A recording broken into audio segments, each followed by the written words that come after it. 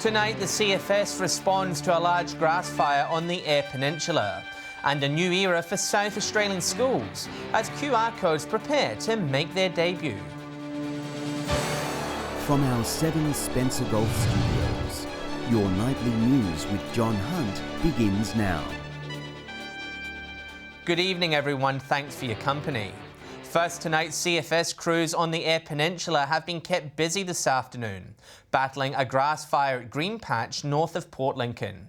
Our reporter Nathan Regter was on the scene and has the details. The blaze broke out in scrubland south of Green Patch just after midday today. The fire heading towards town and Glen Forest Animal Sanctuary, sending thick smoke across the area. This was the frightening firestorm authorities were faced with.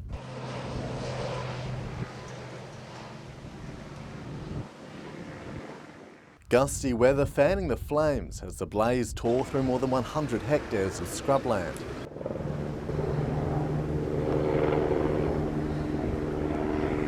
$109 hectares in a very short period of time. That's a significant rate of spread. 10 CFS crews backed up by farm fire units scrambling to get on top of the fire as aerial bombers tackled it from above. They did 29 drops in all, so that stopped the forward rate of spread, which gave us the opportunity then to start mopping up with the ground troops. Authorities will stay on the ground tonight so they can have the upper hand on any flare-ups. It's still unknown what sparked the blaze. Thankfully, mild weather conditions aided crews in getting the blaze under control. The rollout of QR codes at South Australian schools has commenced, with regional schools expected to install the system by Wednesday. Despite a delay, the Education Minister hopes the tracking will help prevent COVID-19 clusters. It's the new normal with QR codes implemented in schools across the state from today. Some campuses like John Perry Secondary School already getting ahead of the game. Look, we picked it up a week or so ago. It was a bit of a no-brainer. It was either fill out a paper register or use QR code. Parents and staff will be required to sign in, but students do not need to scan a QR code, with schools using their own attendance records. Any adult visiting a school site or working at a school site will have to sign in on the QR code. Those who haven't got a device have been able to fill out the paper log. Contractors are still completing a COVID site entry form. The system is becoming part of everyday life, with businesses made to implement QR codes following the Parafield cluster outbreak. The Education Minister confident it will help quickly track any future cases and prevent large-scale outbreaks. Very rapid transmission of information about people who might potentially have been on site where the coronavirus has been present. Teachers are also working to educate students on the importance of them. Has been very straightforward. It's what everybody is using outside of schools and has been really well accepted. Shari Hams, 7 Spencer Golf News. At least one Broken Hill pharmacy has confirmed it intends to distribute coronavirus vaccines when available. The federal government now accepting expressions of interest from businesses wishing to provide the service. Pharmacy in general are really easy access for people. A lot of times you can't get in to see your doctor, so just having pharmacies accessible and able to provide these services, makes the uptake of it a lot better. Pharmacists will be involved in Stage 2A of the rollout, set to begin in March, when over 50s and Indigenous people will be able to get the jab. AgFair's chairman has told 7 Spencer Golf News COVID uncertainty was to blame for the event being cancelled a second time. Other events are being caught up in a rumour mill, with accommodation providers asking visitors not to cancel their bookings. We've seen overnight how quickly our borders can slam shut. It's that uncertainty that's left one of our biggest events with no choice but to cancel. We just thought we'd make the decision. We need to let our exhibitors know early. We need to let all of our tent hire people, need to let them know early. AgFair's 2020 event had already been postponed to May this year. Organisers hoping our COVID normal will be more predictable and less trigger-happy by 2022. The majority of our exhibitors, and the majority of them are still happy to leave their money there until 2022. And as one event pulled the pin, another got caught in the crossfire. Rumours swirling suggesting next month's St Pat's races were also canned. We're definitely going ahead, we're definitely racing. Border closures still posing a risk for that event, but there is a fallback plan if New South Wales were to be cut off from South Australian horses, jockeys and spectators. Where people could still attend the event. However, there'd be no horses. It'd be a fan meeting. They can still bet on Sydney, Melbourne, Brisbane, wherever they like to have a bit of a punt. Cancellations causing headaches for our tourism industry, with big events the cornerstone of our region. From St Pat's through to the Broken Hill Festival, there's plenty of inquiries coming through. A lot more inquiry about, well, what's the cancellation policy? And for those who'd already booked for Ag Fair this year, definitely don't cancel your trip just because the event's been cancelled. We'd love to see you out here in Broken Hill, Far West New South Wales. There's a lot to see in Broken Hill, not just our field days and those sorts of things. Lachlan Itter, 7 Spencer Golf News. Still to come tonight, Port Augusta's Lifeline urging donors to do the right thing. And Clare's tourism operators kept busy as visitors flock to the region.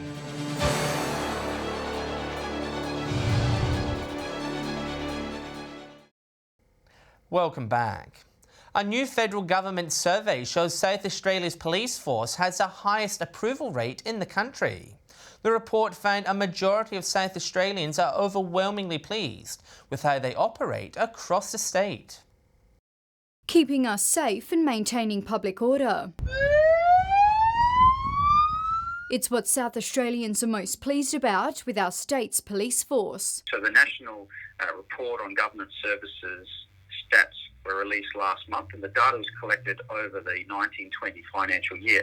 And what it shows is that SAPOL ranked first in the nation for satisfaction with services provided by police. The study revealing 83% of South Australians were satisfied with the state's police services. It's the highest rating across the country, with the national average coming in at 78%. South Australians believe in SAPOL. And they also appreciate all the hard work that they've done this year. It's also got the highest national approval rate, with 89% of South Australians saying the state's police force perform their job professionally. Since coming into government, we've provided more than $170 million in extra funding to SAPOL. The money going towards employing more operational staff, including $21 million to recruit additional police cadets and protective security officers. We want to make sure that they have the tools that they need to keep South Australia safe and secure. The study also reveals the rate of South Australians returning to prison is the lowest in the country. Sophia Contagonis, 7 Spencer Golf News. Port Augusta's Lifeline shop is urging the community to donate during opening hours after items were found soiled near donation bins. Volunteers say while they're grateful for extra support, it's an issue causing them concern. Donating pre-loved clothes to people are always welcome at Lifeline Port Augusta.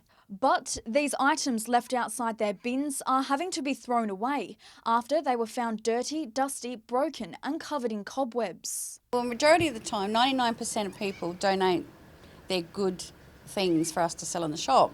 If they leave it after hours, people are going to go through the gear and it ends up sprawled out everywhere. Dedicated volunteers now left to pick up the pieces.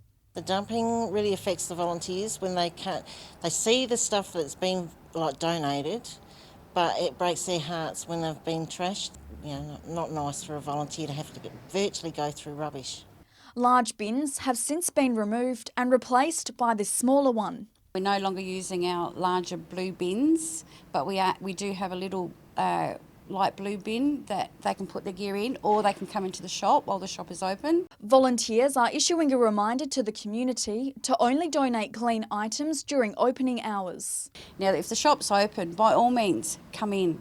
Knock on the back door if you've got a lot of stuff. We don't mind helping you bring the gear in. If not, we've got those little blue bins that they can put their gear in, which is only out while the shop's open. Katrina Musson, 7 Spencer Golf News. 3 men will face court after more than 300 litres of alcohol was intercepted by police in Port Augusta West last month. Patrol stopped a vehicle on the Stewart Highway and allegedly found a large quantity of alcohol inside. It was seized on suspicion of being illegally transported into the APY lands. The 3 men aged 21, 37 and 27 were reported for trafficking alcohol and will face court. And 2 men have lost their licence after allegedly drink driving in the region's far west over the weekend. A 50-year-old man from Coonabar was stopped by police Saturday evening. He's accused of blowing 4 times over the legal blood alcohol limit. Meanwhile, a 39-year-old man produced a reading of 0.163 on Sunday. Both drivers will appear in court at a later date. Clare Valley has experienced an influx of travellers over the traditionally quiet Christmas period, when many holidaymakers normally flock to the beach. Local operators attributing the increase to the state's tourism voucher scheme. A busy festive period for Clare Valley tourism operators, with many travellers stopping for a wine. A lot of the accommodation places said that they had good bookings, and around the lockdown we started to see interstate travellers coming back to the region again.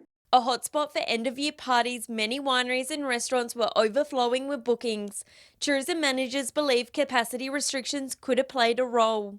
A little bit more restricted, so you might have a table of 10 or you might have a couple of tables. So everything looked busy because of that restriction. So I think for us it has been a really pleasing result. The state government has been vigorously campaigning for holidaymakers to choose local, with special incentives giving travellers a nudge. Promotions like the state government's Great State vouchers, we've had some of the venues involved with that have had really good response to those. Clare Valley also preparing for upcoming events, including SCA's Gourmet Weekend. So from the 14th of May, there'll be all sorts of different activities that go through the week, and that will be the traditional gourmet offering, but it will also be masterclasses. Shari Hams, 7 Spencer Golf News.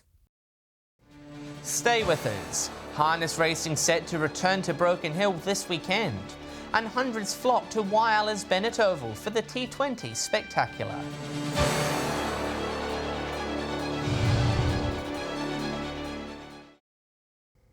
A retired doctor returned to Port Augusta at the weekend for the launch of his new book.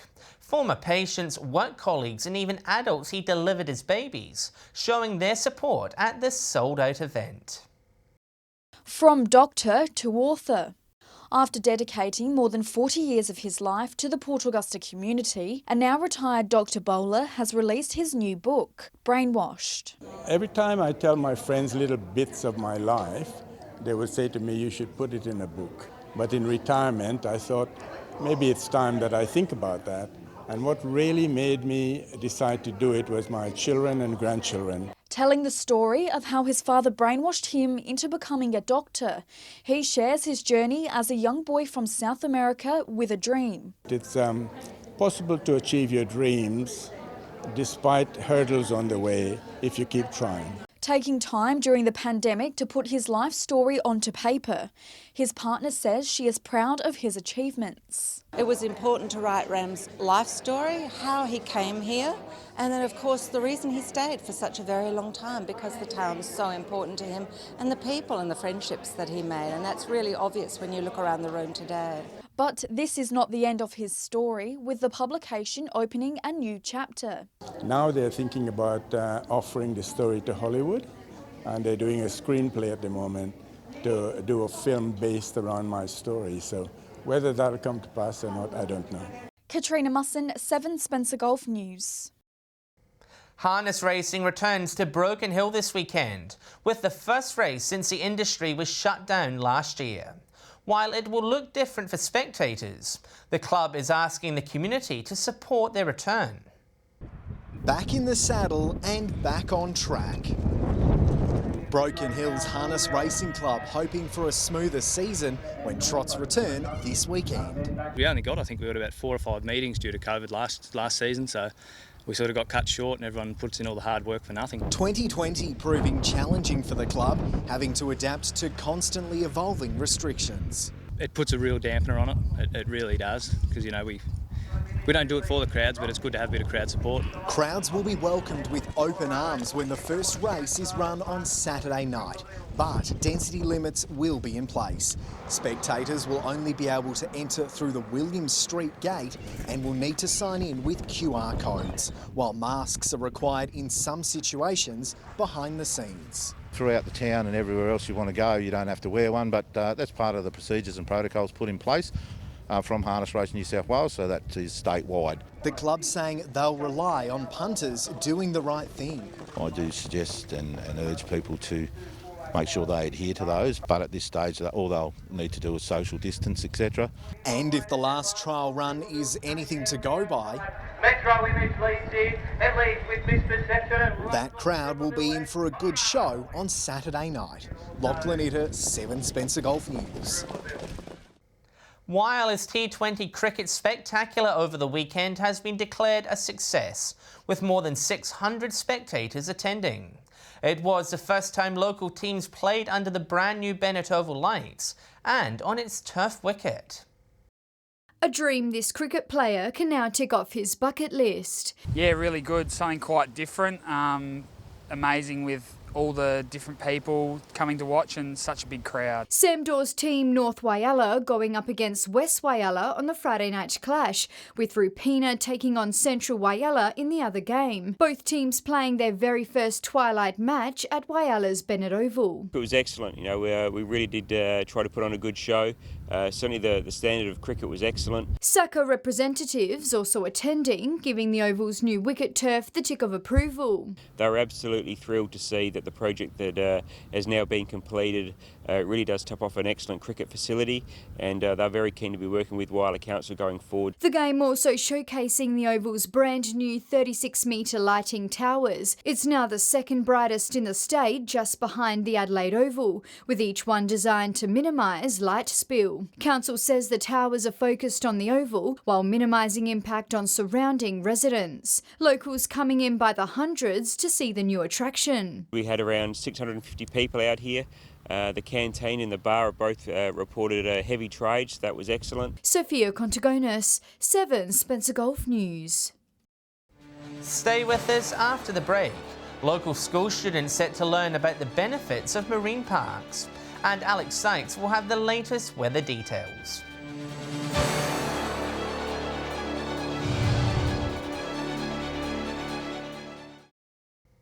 Hello again. South Australian schools will now be helping students deep dive into marine park learning. The state's National Parks and Wildlife Service and Parks Australia have teamed up, developing a new teaching resource that brings education about them into classrooms. The new initiative is set to give students a better understanding of the state's unique marine environment and the role these zones play in conserving them. Students in years 5 to 10 will be learning the lessons during the year. Time for a look now at the weather. Here's Alex Sykes with all the details. Thanks, John. Conditions were mainly fine throughout the region today, with winds strengthening in the afternoon. From 3 p.m, Wyala reached a maximum of 24 degrees, a bit warmer for Port Pirie with 28 there, and a mild day for Cleve with 22 degrees. Looking across the rest of the region now, Cooper Pedy and Broken Hill both had highs of 32, 28 for Port Augusta and Woodner, Kadina 22, and Port Lincoln and Adelaide had 23. On the satellite image, you can see cloud in the north and east, with a trough is causing a few showers and storms, while jet stream cloud over central parts is not rain bearing. Skies are clear further south due to a high pressure ridge. Moving on to tomorrow's weather outlook now, and we'll start with the Gulf waters. South to southwesterly winds reaching up to 30 knots in the late afternoon. Seas between 2 and 3 metres, with south to southwesterly swells climbing just above 1 metre. Mostly sunny conditions forecast for tomorrow. Port Lincoln will reach 23 degrees, the same for Cleve. Woodner cloud clearing and a high of 28. Wyala will see some gusty winds and a top of 26 there. Similar conditions in Port Augusta and 29. Kadina mainly fine and 27. Port Pirie will have a top of 30. 26 degrees for Clare, and Broken Hill will be sunny and 28. Taking a look further through the week now, temperatures warming up on Wednesday. 34 for Cooper Pedy, Broken Hill 29 degrees, Port Augusta 33, 32 in Woodna. Mostly sunny conditions for Whyalla and Kadina, with tops of 29 and 30 respectively, and a maximum of 28 for Adelaide. Hot and humid conditions for Thursday, with a few showers expected in the south of the region. 34 for Cooper Pedy and Whyalla. Port Augusta and Port Pirie will have tops of 35 degrees, 33 degrees for Broken Hill, Kadina and Adelaide. And it should cool down a little on Friday with some strong winds and showers expected. Cooper Pedy and Broken Hill will have 27, as will Port Augusta, 26 degrees for Whyalla and Port Pirie, 25 in Kadina, and Adelaide should reach a high of 24 degrees. And that's all the weather from me for tonight. It's been a pleasure. Back to you, John. Thanks for that, Alex. And that's the local news this Monday evening. Thanks for joining us. I'll have updates later, and we will be back tomorrow night at 7 o'clock. Until then, from the team, enjoy your evening. Good night.